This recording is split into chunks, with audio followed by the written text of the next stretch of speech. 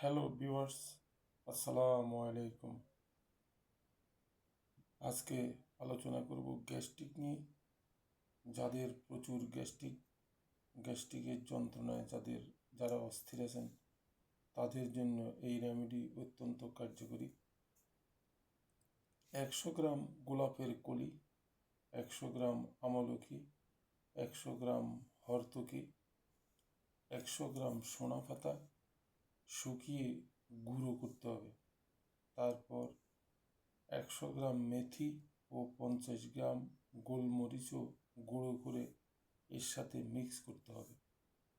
এসব একেবারে সব কিছু মিক্স করে একটা পাত্রে সংরক্ষণ করতে হবে এবং প্রতিদিন সকালে 1 গ্লাস পানিতে 1 চামচ গুলে খেতে হবে এবং রাত্রে 1 গ্লাস পানিতে 1 চামচ গুলে খেতে হবে। এভাবে যদি আপনি 1 মাস খেতে পারেন তাহলে আপনার গ্যাস্ট্রিক চলে যাবে এবং গ্যাস্ট্রিক আর হবে না। তো আজকে আর আলোচনা বাড়াবো না, এখানেই শেষ করব। সবাইকে আবারও প্রীতি এবং শুভেচ্ছা জানিয়ে এখানেই শেষ করছি। আবার দেখা হবে ইনশাল্লাহ। আসসালামু আলাইকুম।